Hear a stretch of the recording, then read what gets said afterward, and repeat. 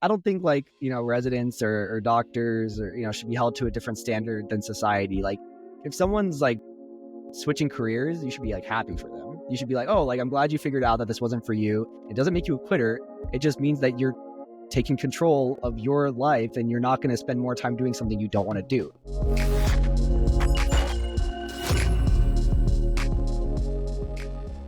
Welcome to the Physician Pharmacist podcast, a show designed to shed some light on a very unusual pathway into medicine. I'm your host, Nathan Gartland, and I'm a former pharmacist and current anesthesiology resident. I'm also the author of PharmD to MD and the owner of the Physician Pharmacist Company. Today, I have the honor of welcoming Dr. Shaun Andersen to the show. Dr. Andersen is a first-year anesthesiology intern and a prominent medical YouTuber who has captivated an audience of over 60,000 subscribers by sharing his journey into medicine. In just 5 years since launching his YouTube channel, Dr. Andersen has built a loyal community of viewers who are drawn to his authentic and relatable content, offering a glimpse into his modern-day life as a resident. One of his standout videos, My First Paycheck as a Doctor, has garnished over 630,000 views, showcasing his ability to connect with audiences while shedding light on the realities of the medical profession. Today, I'm thrilled to dive into Shaun's inspiring journey into medicine, explore how he turned his passion for storytelling into a thriving side business, and uncover the insights he's gained along the way. All righty. Welcome to the podcast today, Shaun. Happy to have you. Thanks for having me. I appreciate it. I think we have a lot of stuff to talk about today, but let's kick things off at the beginning. What got you interested in pursuing the medical field in the first place? Yeah, so that kind of goes a bit far back to when I was an undergrad. I started college with really no idea of what I wanted to do. It wasn't really focused on school, honestly. Like I wasn't like a terrible student, but like it just wasn't like my priority. I was doing a lot of other stuff. I enjoyed hobbies, sports, all that stuff. But I still went to college. Like that was just the path that made sense to me. So I was doing like gen eds, just regular classes. I wasn't like declared any major or anything. And I was kind of trying to figure out what I wanted to do. And I actually had the idea to become a doctor because I had volunteered with the Make-A-Wish Foundation, for the last few years, kind of the middle of high school to the first year of undergrad. So I really liked kind of like hearing about the impact that the doctors made on, the kids' lives. And so I had the idea about becoming a doctor. I kind of strayed away from it because I was a bit kind of unmotivated. I was worried that I wasn't like a good enough student to do it. So I kind of deterred a little bit from the path. I didn't really try, basically. I just had the idea. But then I kind of decided on physical therapy, actually, because I was into athletics, and I thought that'd be a good field for me. And so I started doing all like the pre-physical therapy stuff. And then I happened to just start doing well in school at that point. Like I was getting, I went from like a B average student to like a straight A student for the next like 3 years. And then I kind of had a thought again that was like, why couldn't I have just done this with medicine, like rather than like doubting myself? So then I took like an extra year to do all like the pre-med classes, take the MCAT, and kind of just told myself, all right, let me just try to get in. If I get in, then it was meant to be. If I don't get in, then I wasn't motivated enough, and I'll try, something else. And so luckily I got in. It obviously worked out somehow. And now, 4 years later, now I'm a doctor. So were you formally in like a PT program, like physical therapy, or were you like getting ready, like in the prereq phase of that program? Yeah, I was in the prereq phase. Like I did all the shadowing. I was like the vice president of like the Physical Therapy Honor Society. I, had like letters lined up. I was going to apply. So I was pretty darn close. I was like right there, like literally I would have applied like right when I made the decision to go pre-med instead. So, and it sounds like you rocked the MCAT, and a lot of the viewership who check out this podcast are curious to know, like, what do you have any tips or recommendations on how to do well on the MCAT? I mean, that was honestly so long ago. I don't know if it's changed. But if I remember anything, it's like, don't get overloaded with like resources. Like there's so many of them. And like, I think there's a lot of, like decision fatigue almost. Like just choose one resource, one content review resource and stick to it. It doesn't really matter what it is, whether it's Kaplan or Princeton or whatever they have out there these days. Just stick to one, just choose one, and then have a good like practice resource. And I think that the AMC has like their practice resources, like their tests and stuff, their question banks. That's like, if I remember anything, that's like gold standard. Like do the resources that are built by the people who give the exam. And that's it. Just like choose what you're going to use and then just stick to it, and don't stray or get like, this person's studying this or this person's using this. Like, should I be doing that too? Like, just stick to one thing and commit to it. And then, yeah, that's kind of it. Absolutely. No, I think that's great advice too. You kind of have to put those blinders on and make Yeah, sure, like you said, there's decision fatigue where there's so many resources, and all of us type A people want to have like the best possible resource to use, but they're all pretty much equal, and you can do the pros and cons between them, but they're all pretty good resources, and it's really about the discipline of pushing forward. exactly. So I love that. And so obviously you made it into medical school and you became a doctor, but let's talk a little bit about medical school. What was that like for you? Pretty interesting. I guess not exactly what I thought it was going to be. I started medical school at UNLV School of Medicine, now known as the Kirk Recording School of Medicine at UNLV, in 2020. So I came in during like the height of the pandemic. So basically, like, not the experience I thought I was going to have when I decided to go to medical school, right? Everything was switched to virtual learning. We had social distancing. In hindsight, though, that was probably the best time to start medical school, because those are your didactic years anyway. So you're spending a lot of time at home studying, pandemic or not.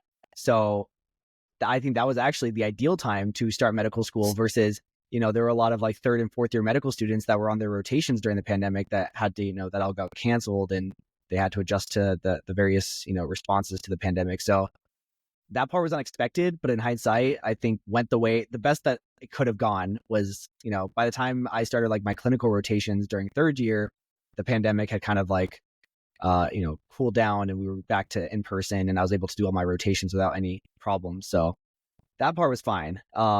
And then the rest of it was honestly very expected. I don't think anything else about it was unexpected. Like it was hard. I knew it was going to be a lot of information. I knew it was going to be a lot of studying. None of that was surprising. Like, obviously, until you're doing it, you can't really appreciate how much you have to study, how much you have to learn, how much is on your plate, because it's really not just studying, right? You're not just studying, you're doing research, you're doing leadership, you're doing volunteering, you're running this club, you're working on this project, you have these meetings. It's a lot of work. And then you're also trying to balance your life outside of medicine, friends and family. So that part was very difficult, and I knew it would be. But again, you can't really appreciate how difficult that is until you're actually doing it. But I think it's important that it doesn't come as a shock to you if you're going to be doing this path. Even though it's hard to do, you should expect it. And I did. So that part was okay, but it definitely sucked. Like, I wouldn't go back and like redo it. I'm very happy to be done with that part. But overall, not terrible. Not terrible. I'm glad I did it. Yeah, you bring up a good point too, because I was also part of the COVID class. And so, like you said, I should have been studying, hitting the books, especially during the didactic phase. And the pandemic kind of removed all of those temptations where, oh, go hang out with friends. Like, that's not a possibility anymore. Let's just, Yeah. You should study instead. Yeah. So It was that definitely honestly made it good timing. It was really good timing for the pandemic. Like, for at least us, if you were a first or second year medical student, like, it kind of kept you studying, and then you didn't feel bad about missing out on things because the whole world was shut down anyway. So Exactly. And so out of all your years of medical school, which year do you think was like the most challenging for you personally? I would say probably third year. 100%. It was third year for various reasons. First year medical school sucks because you have to learn how to study and all that stuff, and what resources you're going to use, and the tests are hard, and you're like, am I going to fail this one? Okay, am I going to fail this one? Do I have to remediate? Whatever.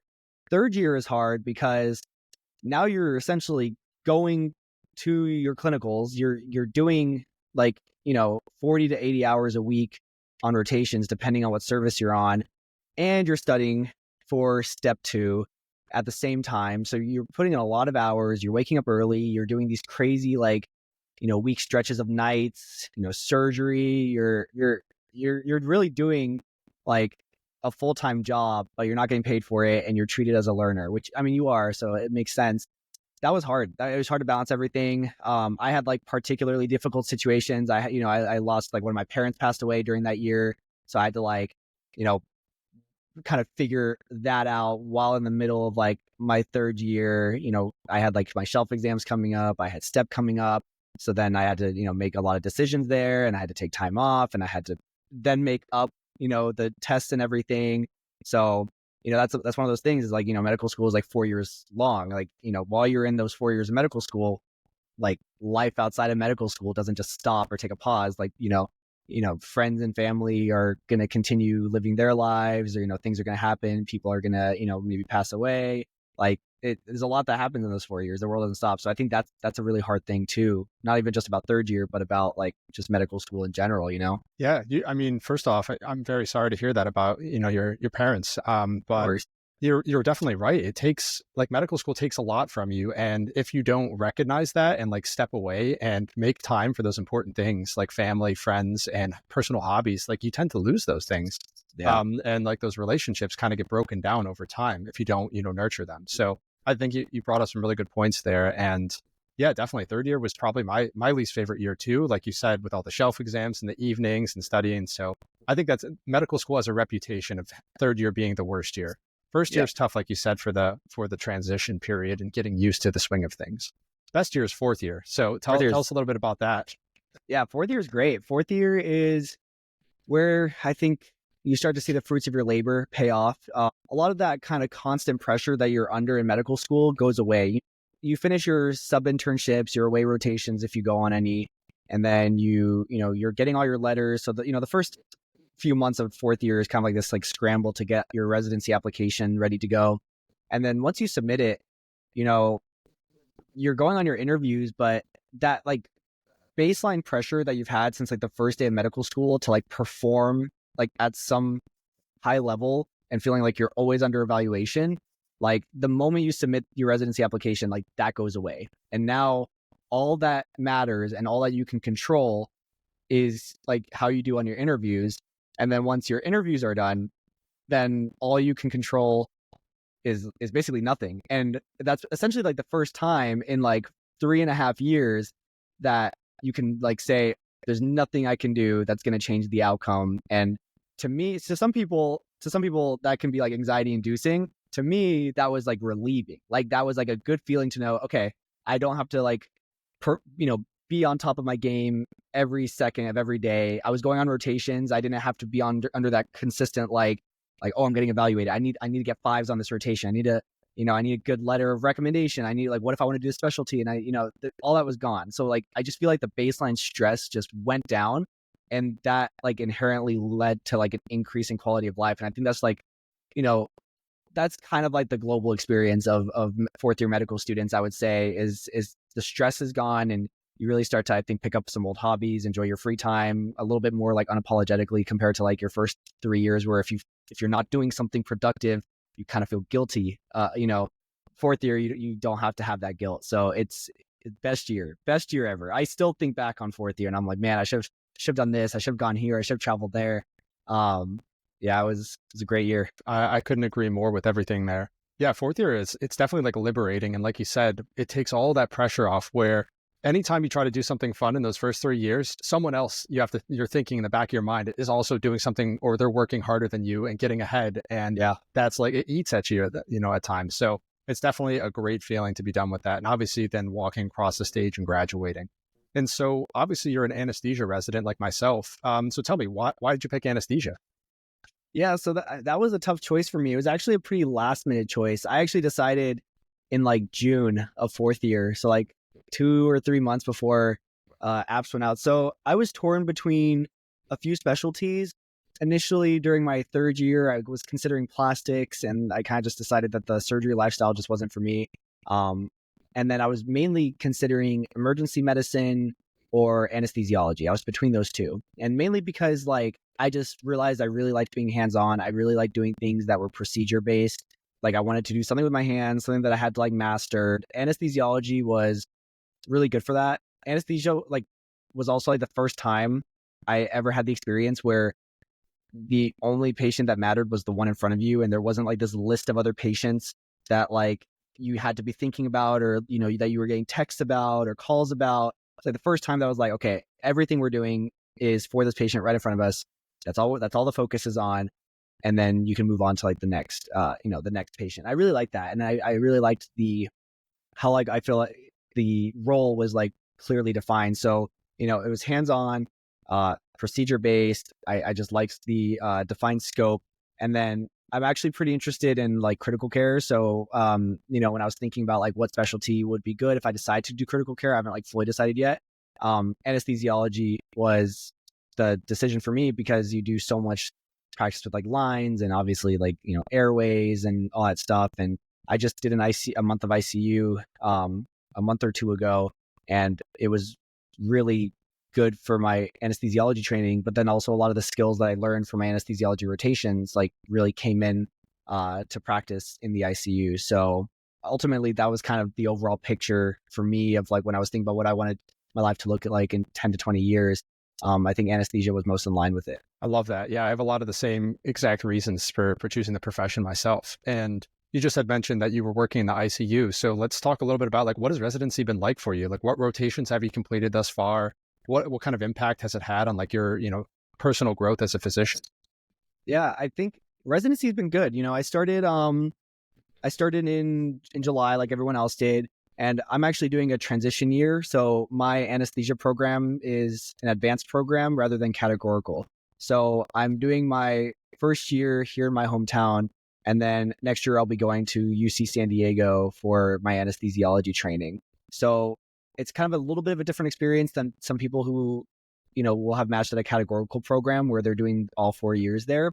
So for me, I'm doing it at a hospital that, like I used to work at as a pre-med when I was a scribe. I used to work at this hospital, and then I did a lot of my rotations there. So, going into residency, actually even one of the physicians who wrote my letter of recommendation for medical school is one of the PDs at a different program at this hospital. So coming in, there was like a level of familiarity with the hospital, with, some of the people, the staff, that when I decided to rank that transition year program number one, that's kind of what I was thinking about, was like, I thought it'd be nice to have, to do my first year of residency somewhere that was familiar and I could focus more on being like a good resident rather than adjusting to like a whole new place. So residency so far has been pretty good, I would say. I think I've had a great experience overall. I like the hospital I'm at. I've had a pretty good stagger of what I would consider to be very like time intensive rotations, and then rotations that are less time intensive. I've actually had a pretty good like 1-to-1 stagger. So like I started with surgery, which was tough, but I enjoyed it a lot more as a resident than as a medical student.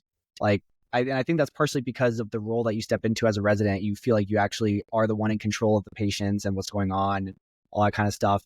And then, I did a month of medicine, which, as you know, medicine is just time intensive. It's, we were doing 72 to 80 hours a week on medicine. And so then I had like a chill block after that, then back to medicine, then a chill block, then I did a month of ICU, and now I'm on 2 pretty chill blocks before I do a month of nights on medicine. So I've had a pretty good stagger, but it's been great, honestly. I think when you're a resident, it's definitely different than when you're a medical student. I think when you're a medical student, you have this constant like pressure to perform and to look good. And I think that is very exhausting and is part of the stress of being a rotating medical student. As a resident, I'm not so much concerned with performing, like looking like I'm doing a good job. I'm more concerned with like actually doing a good job and like actually learning. And, if I don't know something, as a medical student, if I don't know something that I'm asked, like if I'm pimped on something, and if I don't know the answer, I'll be embarrassed or whatever. Like I'll be like, oh, I should have known that. As a resident, if I don't know something, I'm going to straight up say, I don't know. And then I'm going to go find out or learn. And so there's not that, you know what I mean? Like there's not that pressure to be like high performing. Your job as a resident is to be a good learner and to learn and to be a good resident. Like, and that is just like a trial and error type of thing. That is like a learn as you go, like thrown in the deep end type of thing. But I prefer that over medical school. I prefer having, the role in the healthcare team, feeling like I'm actually supposed to be there and meant to be there, because I mean, you're on payroll now, so you are meant to be there. Like, so, and I think that feeling does help a lot. Like, I feel like I take a lot more ownership over my patients, even just the simple introducing yourself as like doctor, I think does a lot for you just mentally. I think as a medical student, every time you go in, you just kind of feel like this extra body. But then as a resident, it's just like, I enjoy it more. Like I don't mind showing up, and I don't mind staying late. If I stayed late as a medical student, I'm like, why am I here? And as a medical student, if you have to stay late, like you shouldn't really have to stay late as a medical student. I don't think that's fair. But as a resident, like there were many nights where I had to stay late because I had to, finish notes or finish orders, or we had a tough day of admissions and we had a lot to catch up on. And as much as I was like, yeah, this sucks, like I didn't mind it, because like, again, I felt like this is my job. Like this is what I am here to do. So it's better. It's a lot better than medical school. I'm so glad. If you're in medical school watching this, like just get to residency. They say intern year is like the worst, and it sucks, and it is the worst of residency for sure. Like it's a big learning curve, and you're getting used to being a physician, but it's still a lot better than being in medical school. I wouldn't go back and be in medical school again. This is still way better than being in medical school. So I that's know. great. Yeah, we got to reverse like the stereotype that like residency is supposed to be the worst time of your life. Like I think medical school, I agree with you, was much worse in the sense Way like, worse. yeah, like you said, like we as residents, we have ownership in our patients. We have an actual role on the team. We're not just the person left in the corner and the attending didn't even know was going to show up today. So like that is like in and of itself is so much better than medical school. Way better. So yeah, I couldn't agree more. And obviously, you talk about like finding a good program and obviously the work-life balance and all that stuff, but do you have any recommendations for individuals who might be applying to residency this year? Like what do you think they should look for in a program? Honestly, I was actually just talking about this with my co-resident and one of our medical students today when I was at the hospital. Straight up, like one of the most important parts are just like the vibes, because for the most part, most places you go, you'll get decent training. You'll get trained well enough to do your job as a physician, to take care of your patients. We all have to hit those ACGME requirements. Most places you go, obviously there are always bad apples, but most places you go, you'll probably come out okay. You'll probably come out pretty competent. That's fine. But what you can't like underestimate is going somewhere that you enjoy being at with people that you actually really like to be around in a place that you actually want to live. Those are all important. If you're choosing, like, for example, like a really highly academic center that's like really prestigious, but like the people are mean, you don't even want to live in that town or city, like you don't enjoy being there. They have poor resident, like, accommodations and workrooms, and don't give you any food or don't give you any stipends for food and make you pay for parking, whatever. Like, and the vibes are bad. Like that's going to suck. And that's going to be a killer on your mood for the next few years.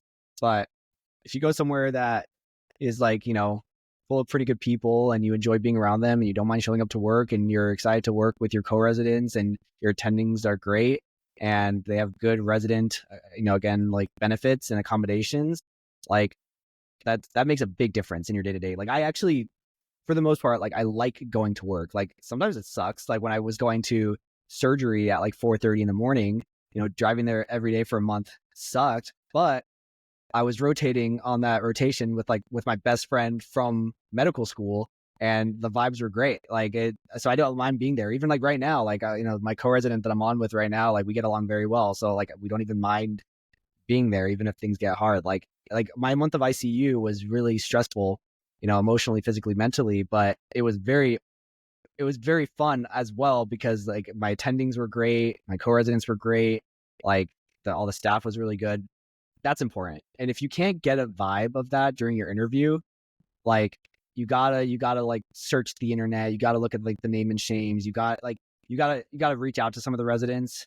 Sometimes it's hard with Zoom to like figure out like what it's like. But like if during the meet and greets, the programs never talk about like things they do together or like hang out together, like that's probably a bad sign. So for example, like UC San Diego, where I matched to for anesthesiology, they're always like posting photos of them like hanging out, doing like pool parties at like the, program director's house, like barbecues, like they're always posting stuff from there. And I have some alumni from my school that like matched there, and I'm seeing like their posts and stuff. And like, I could tell they hang out outside of work and they do fun stuff and, kind of have that like work hard, play hard mentality. And that for me, that was a big selling point of the program. I was like, this looks like a good vibe. I think I'm gonna have a lot of fun here.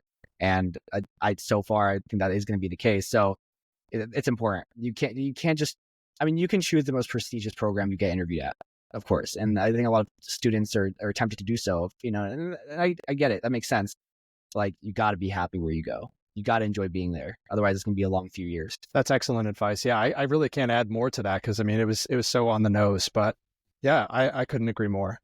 And kind of transitioning to our next segment, and for our listeners who are curious, we actually met on Reddit Of all places, I know. Yeah. And it's kind of crazy. It was Shaun had posted in like a non-medical sub, and we were basically talking about like side hustles and stuff. And basically he had mentioned that he had a YouTube channel that he had made successful. And so I'm curious, I guess, Shaun, could you tell us a little bit more about, why did you even start a YouTube channel in the first place? Yeah, I mean, it was kind of random. I started my YouTube channel back when I was like a pre-med, when I was on the interview trail for medical school. And honestly, it was really random. I was sitting at like a hotel for, I believe it was like my first interview. It was my first interview for medical school. I was like sitting in my hotel room, and I had this like thought that like, I was like, wow, like I've come such a long way. I had to do all the pre-med stuff and the classes and the MCAT and applying. And I'm just like moving on to the next phase, which is the interviews, and then hopefully I get in. And I remember thinking like, I've had to learn a lot. I've had to do a lot. Like, I feel like a lot of this experience is kind of like wasted on me because I'm just going to move on to the next phase. But I feel like I maybe, could share these experiences with people, and maybe they could take something away from it that could be beneficial for their own journeys. So like, I basically like just set up my phone, kind of like leaned against like the TV in the hotel room, and just like started like yapping to the camera. I don't even remember what I said. Like, the vlog is like on my YouTube channel, but I basically was just like, hi, like I'm a medical school applicant. Like, and I just started talking. I don't even know what I was saying. And then I like vlogged my interview experience. Like, I vlogged, I took clips of going to my interview and all that stuff, and just posted it. It got a few views. And I thought it was fun. So I just like posted, more videos, and I posted like some like, tutorial videos, like, how to study for MCAT, how to study for OChem, stuff like that. And just like, hey, here's what I did. It worked well. Maybe try it. If it works for you, great. If not, no worries. I posted my medical school application, like the entire PDF of my application is like on the internet. Like, you can just go look at it. And I was just like, this is what it looks like. I got accepted to med school. This is like an N=1. Maybe if your application looks similar, you'll get accepted to type thing. If not, you'll probably still also be okay. Like, and I just started posting videos like that. So then, I kind of kept doing that. I maybe got like a few hundred subscribers over the next like 9 months or so. And then I started medical school. And at that point I was like, well, I have no value to share as a medical student because I don't even know what I'm doing as a medical student. I have no idea what I'm doing. I can't tell people do this to be successful in medical school because I hadn't done it yet. So then I transitioned mostly to like vlogs at that point, because I was like, well, I can't teach you guys how to be a good medical student. I can show you guys at least what I'm doing, and you guys can find out if it's going to work out well or not. And you can look at it and decide, oh, I like that Shaun's doing this. I'm going to try this. Or you can say, I don't know why Shaun's doing that. That's such a waste of time. I'm not going to do that. And both are valuable takeaways for the viewers. So I transitioned to vlogging, and that's kind of where the channel started to actually like take off a little bit. I got up to 1,000 subscribers because of that, and it kind of just started growing from there. The channel became monetized, and at that point I was like seeing that people liked it, and so I basically just kept doing that. I created essentially like a chronology of my medical school experience, and you can go back and watch all 4 years of my entire medical school journey and see exactly what I did nearly every single week of my life throughout medical school. Basically find out, like, one, is it something you want to do? Like, you're going to see me just studying or going to classes or working on research or whatever, and also trying to balance my life outside of medicine. And if you can see yourself doing that, then kind of like the point of the vlog is just to show what that was like. And so I just kept it up through medical school, and then I started residency, and I basically am just doing the same exact thing now, but as a resident. Like, here's my life as a resident. Sometimes I don't know what I'm doing. I don't know how to be a good resident, but I'm trying to be. And you guys can kind of see it through like a POV of my eyes, or through my eyes, and see how it's going. And so far it's going okay. And I just took step 3, for example, a few weeks ago, and if I vlogged my whole studying for step 3, and if I failed it, they would find out.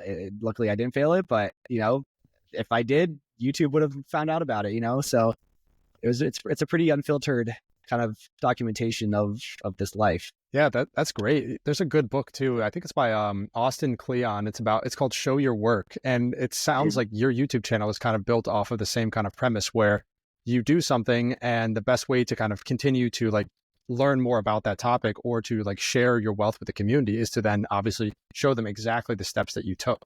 And obviously your channel has grown to the size it has because of your authenticity, which I think is unique in that particular space. And so, could you have ever imagined that your channel would be as big as it is today? Like when you were first starting out? Well, absolutely not. Like when I first started out, I think my first video got like literally tens of views, like maybe like 20 views total. And I didn't know where it was going to go. And I think that's part of the reason it maybe did well was because I didn't have really a plan in my head. I was just kind of doing it for fun. And I think that if you are going to start something like a side hustle, you kind of need to have that first, because if you have this big plan for it and it doesn't go your way, you're going to get disappointed and you might even give up. Like if I had started it thinking I'm going to blow up and it's going to get big and I'm going to make so much money doing it, and it didn't happen, which that didn't happen for like a year, like I might have given up after like a couple months. So like, I didn't really think about that. I was just like, oh, let's just film some videos and, see how it goes and, get over like the cringiness of it and go for it. Yeah. Yeah, you definitely have to put yourself out there. And, as a fellow content creator, I'm obviously nowhere near the level of scale that you're at, but I find it pretty exhausting to keep up with the demands of like the production that this business takes. So what systems have you created to ensure that you maintain a healthy content creation schedule? Yeah, that's a great question, actually. So like during my first like couple years of med school, I was pretty consistent. Like the first like year and a half, it was like a video a week, no matter what. And honestly, like looking back, that was pretty easy to do. It was COVID. I was just studying all day. I could set aside time for video editing. I would actually say like as my medical school years kind of went on, I actually started to increase the production quality. I got like a nice Sony with like a, with a Rode mic, and I started using like actual, real camera. And started adding music and editing. So like, my editing time started to go up, my filming time started to go up because I was like spending more time thinking about angles and shots and stuff. Surprisingly, during that time, the views actually went down. They actually dipped. And so I stopped kind of making content as consistently. I was also in third year at that point, and I had to prioritize rotations at that. Like you have to. I had to, they say like work-life balance is important, and it is. But sometimes the balance isn't like a day-to-day balance. Sometimes you have to go a few stretches of weeks or months where you really lock into one thing before you can switch back the scale and focus on something else that you enjoy too. Sometimes you just have to lock in. And that's kind of what third year was for me. So then during fourth year, I kind of started to get back into YouTube more. I was like, posting more consistently. And I started to realize that a lot of the reason that people liked my channel in the first place was because it wasn't as high production quality. It wasn't as edited. It wasn't, there wasn't like music and fancy angles and all that kind of stuff. And a lot of like the authenticity was coming from the rawness of the filming too. Like just like the straight point and shoot iPhone, like hard cuts. And so I went back to that when I started residency, and views actually went back up again after. So I kind of realized that, the audience came initially for the raw, authentic content. And I shouldn't change that up because that's why they were there. And that's what they liked about it. And so that actually made it easier to be consistent, because now I'm not spending a lot of time thinking about angles and shots and like, what am I going to talk about? Or like, what am I going to title this week's vlog? I just focus on pointing and shooting and filming myself. And I just use my phone now and not even like a real camera. And it's actually easier. It's less editing time. I'm not looking for, spending hours looking for music. It's made it easier to be consistent. I haven't missed a single week in residency of uploading a video. So I guess what I'm trying to say is, depending on your lifestyle, you should do what is most convenient for you and what is going to allow you to be consistent. If I was trying to make higher production quality videos, I wouldn't be able to post a video every single week, I think. So, you know what I mean? I think consistency ends up just being the better option. If you have to choose between quality and consistency, I would say consistency, because at least for what I do, vlogging, the important part about vlogging is continuing to have that relationship with your audience and create the kind of like, that parasocial relationship where they really feel like they get to know you. And if you start taking breaks or becoming consistent, then you break that kind of trust where, they expect, a video every week. And so again, it's like kind of ironic that decreasing the effort makes my channel do better because it looks more authentic. I was very shocked by that. Yeah, you definitely have to know your audience. And it sounds like you found like the perfect little niche there where, like you said, decreasing the effort has led to better results. And so, yeah, I definitely struggle with that now where like the consistency is the hardest part. And I'm trying to figure out like what is the most interesting topic? Like, oh, I need to do like an MCAT video and, things that like I haven't like reviewed in a long time. I'm trying to create the perfect like synopsis of everything. And yeah, I definitely recognize that it's challenging. And so maybe I should like switch it up a little bit and just, kind of ramble about residency. Yeah, honestly, that's all I do in my vlogs. I just like ramble and yap, and I kind of end every vlog with like a 8 to 10 minute yap session, like some sort of message about whatever, and that is like enough to give me a title for the video, and that's it. That's the whole vlog, and it's become pretty consistent. And it's also just easy on me. Like it doesn't like I put maybe 4 hours a week into YouTube, which if I'm working 40 to 80 hours a week as a resident, that is absolutely nothing. That is a drop in the bucket of what is my time commitment to anything else. I spend more time playing probably video games every week than I do, doing YouTube, right? So it's good for the work-life balance. I love it. And kind of speaking on like random topics here, but I saw that you had recently done a video about this like rising trend of influencers walking away from medicine. So for those who haven't really seen the video, do you mind sharing your thoughts on this topic and, your personal opinion on would you ever do something like that too? Yeah, we've seen like a lot of people like walk away from medicine over the past, I would say like 5 years. I think there's kind of, I think this is like a two-sided thing. If they're like a content creator, like a influencer, and they're walking away from medicine, then chances are that one, they have a backup. Like there's something else going on. They started one of my closest friends. His name's Kevin Jubal. He owns Med School Insiders.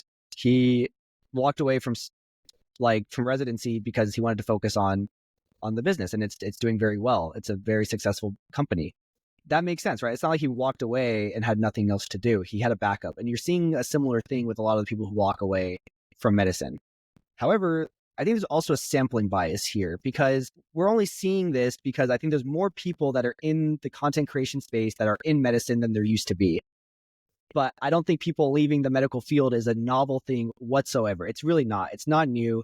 People have been walking away from medicine for years. That we have attrition rates, like we know what they are. Really, this isn't new. This isn't like a new development. I think that I just think that there's more people that are putting themselves out there on the internet. So there's more views on the fact on people who are doing it versus I think people were already leaving medicine. I know tons of people that like dropped out of medical school or have left our residency. They're just not content creators, right? So I don't think this is new stuff. But what I do think is being more talked about is like work-life balance and unfair resident conditions and all that kind of stuff and the reasons they walk away from medicine, which I think is very fair. I think that the expectation and the reality of being a doctor are different. I think that the way you envision your life when you're pre-med and you're going to be, I'm going to be a doctor, or I'm going to be a resident, and it's going to be like this fun, fulfilling, career and life. And, they have so much fun in Grey's Anatomy. And then you do it and it's like not exactly what you expected. And to an extent, you kind of know what you're getting into, but really until you're in something and you're physically doing something, I don't think you could ever truly appreciate like that job or that task. But I don't think it's like a bad thing. Like you see people like from many careers, jump ship and change careers. Like that's a normal thing. Like people switch majors. Yeah, exactly. You were a pharmacist. Like you literally like see so many people, try different trade schools, try different majors, quit their jobs in sales and go to, I don't know, some other thing like med school, or, they maybe were like doing acting and they jump to like, computer science, whatever it is. You see that happen all the time. I just think that when doctors do it or medical students do it, I think people are like, oh, but like, how could you do that? It's supposed to, it's a calling, whatever. It's not like, it's really, I mean, it's also a job and it's also a career. And it's a thing that you have to do the rest of your life if you choose to do that. And I don't think like, residents or doctors or, should be held to a different standard than society. Like if someone's like switching careers, you should be like happy for them. You should be like, oh, like, I'm glad you figured out that this wasn't for you. It doesn't make you a quitter. It just means that you're taking control of your life and you're not going to spend more time doing something you don't want to do.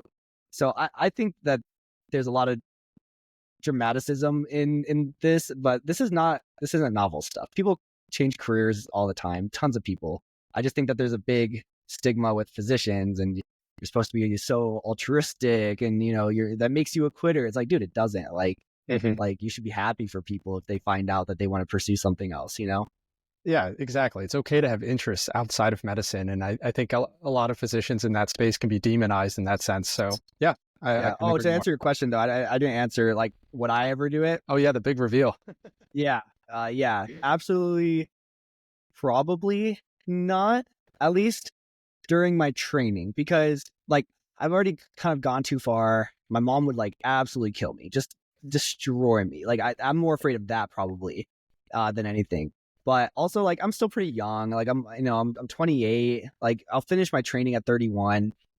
31 is still a very young age. If I decide I want to try any other career, like I can do all that at 31. It's not like I'm wasting more time. Anesthesia, I'm sure you've already thought about this. Anesthesia is a great specialty to be in if you have other interests. The contracts typically allow a lot of time outside of medicine to explore other hobbies and careers. You can do per diem contracts. You can, work locums. Anesthesia is actually a great specialty for people that might be more entrepreneurial minded and want to maybe pursue other careers or hobbies. I've gotten a lot of my fill of other careers, and like I before medical school I was like a professional acrobat, so I was in like the circus, and I did shows, and I got paid to do something I was good at, right? And then I started YouTube, right? And I was able to make money off of what people think is valuable information, and then I've started some courses as well. So like I've kind of gotten like a little bit of my taste and feel of like, what if I had tried this, and I kind of had that taste. I'm like, well, like I think I could do it. I think I could like probably be successful in other careers. So like, why quit now? Like this, like I'm doing it at the same time. Like why do I have to choose? Like I don't have to choose. I think if you run a really big business that you started during medical school and it's doing very well, and the only way for it to do better is to actually put that time, then totally makes sense. And if that's your priority, man, like do it. Like I think people should do it. I don't know. Like you only get to do one life. Why limit yourself to like just because you chose to do medical school 4 years ago doesn't mean you have to be okay with doing it now, right? Exactly. Yeah. Sometimes you just have to scratch that itch, and like if that's your passion, then you got to pursue it, whether it's medicine or some other alternative career. So yeah, I couldn't agree more. And so we're getting to the end of our interview today, and I think it's time for our famous 3 questions. And these are the same 3 questions I ask every single guest who comes on the podcast. So starting out with number 1, how do you maintain some semblance of a work-life balance in your demanding profession? And I know you kind of answered this already, so if you have any additional tidbits there. Oh, yeah. I'm a big work-life balance person. And I think that's one of the reasons that people watch my vlogs. And I think that's something I really try to emphasize in my vlogs. I'm huge on the work-life balance. Kind of like I said earlier, my father like passed away during medical school. That was the last time that medicine meant as much to me as it did. And it gave me this really big wake up call that like, the years are going to fly by, but like the little moments are what really matter. And since then, I pretty much have not made an excuse for like not going out with friends, not doing stuff with family. Like for example, I had work this morning at 8. I was out at the hockey game super late last night, at dinner with some friends, hanging out. We did a little bit of gambling, and like I could have gotten an extra like 3 hours of sleep, but like that's the stuff I'm going to think about. That's the stuff that is fun and is going to keep you refreshed. Right? A week ago, I was in Alaska, and I booked a ticket to Alaska 5 days before I went, and I just went for like 5 days. And it was like expensive, and I knew I was going to be flying back the day before going back to work, but like it was worth it because it was a fun experience. I did a totally different thing. And basically the point I'm trying to make is like, if you set hard cutoffs for how much you allow your career and, medicine in particular to lead into your life, I think your work-life balance can be pretty darn good. If you tell yourself, say you're in medical school and you tell yourself, I'm not going to study past 8 p.m. any night. 8 p.m. is my cutoff time. And you tell yourself that, and you don't allow yourself to study, like you're now setting, you're setting boundaries with your career and with medicine. And that's normal. That is very normal. And you should set those boundaries that like after 8 p.m. you're going to like, play video games with your friends, or you're going to go out, or you're going to go to dinner with your family. Like it's important. So I think that's something I do a lot. And I think it's easier to do as a resident, especially once you're done with like step 3, for example. Like when I come home, I don't need to study, and there's nothing else I'm committed to. And I think that allowing yourself to not be committed to your role as a doctor when you don't have to, I think is pretty important. So that's how I think. That's how I am. I try to just maximize my downtime and do fun stuff. And when you're at work, you lock in. You be a doctor when you're at work, right? But when you're at home, you shouldn't have to miss out on life, right? Yeah, and I think that's like one of the great perks about residency too. Just getting back to that is the fact that like I don't have to necessarily study a textbook every single night I come home. Like I'm still in my work scrubs, but I'm able to work on the hobbies like this podcast that I enjoy. And so, yeah, especially being done with step 3, also done here as well. Nice, man. Heck yeah. So getting into question number 2, do you have any last minute recommendations to students or graduates who are interested in pursuing a career similar to your own? My last minute recommendations are just to it's a good question. I don't have it. I don't have anything that's like hard, recommendations, study this or use this resource, but my recommendation is you're going to get through it. Honestly, hundreds of thousands of people have gone through this path before. If you want to get through it, you will too, but it is up to you how enjoyable it is going to be. And life's too short to not do anything you don't enjoy doing. So, you'll be fine. And you can't tell a first or second or third year medical student that they're going to be fine. You can't. It doesn't matter. It doesn't matter what you say. They're still going to have to go through the stress and the anxieties and the struggle. But I would encourage you to make it a fun time when you can, and to at least give yourself things to look back on that you will have enjoyed, rather than I think a lot of times we're like, oh, you got to sacrifice these years for this. You got to, you're making a sacrifice to study medicine. It's why do you I don't think you have to make a sacrifice. I think it's kind of dramatic. It's not, you don't got to sacrifice anything if you don't want to. You can have a good life. You can enjoy yourself. I had a great 4 years of medical school overall, and I don't regret any of it. So that's my take. That's my advice. Enjoy what you're doing. And if you're not enjoying what you're doing, then why are you doing it? Perfect. And our final question for the night, what are your personal, professional, or business-oriented goals that you would like to accomplish in the next 5 to 10 years? Oh, man. It's a big one. Great question. So I guess professional is I want to finish residency and work as an attending anesthesiologist. That's obviously been the goal for the last while. That's my reasonable goal. Business-wise, I would really like to grow the YouTube channel. I think it's been really fun. I really want to hit 100,000 subscribers. I think that'd be so sick.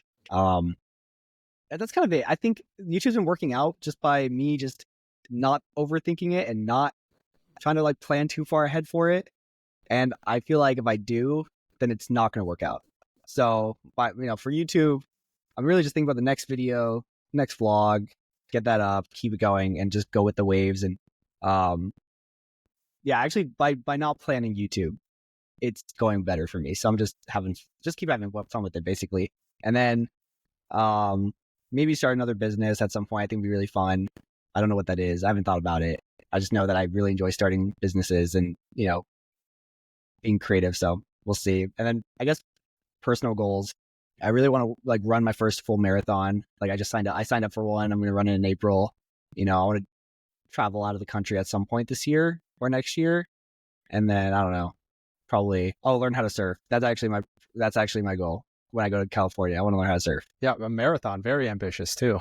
Thanks, man. I ran my first half marathon a couple months ago, and that went pretty okay. So I'm why not do the full thing? Good for you. Yeah, you won't catch me out there doing that. That's what I said too. Honestly, before I did it, that's what I said, and then you just kind of start running in circles, and eventually you're like, oh, maybe I could actually do it. All right. Well, I'll have to look into that then. But we've come to the end of our interview today, and I'd like to thank all of our listeners for the support. If you have any additional questions about the medical school journey, pharmacy practice, or entrepreneurial topics, please check out my website at www.physicianpharmacist.com. Before we let you go, Shaun, how can our listeners get in touch with you or learn more about you? Yeah, so I have, YouTube, of course, we've talked a lot about. So that's just, if you go to YouTube and look up Shaun Andersen, just my full name, you'll find it there. You can also find me on Instagram, where I post a lot more of my personal life, fun things I'm doing. It's not really business oriented Instagram. It's just my personal Instagram. That's also my full name, Shaun Andersen. And that's also the best way to get in contact with me as well. Wonderful. Well, thanks again, Shaun, for being on the podcast. I know you're obviously extremely busy as a resident, and I really do appreciate your time tonight. Of course, man. Of course. Thank you for having me. All righty. Take care. You too.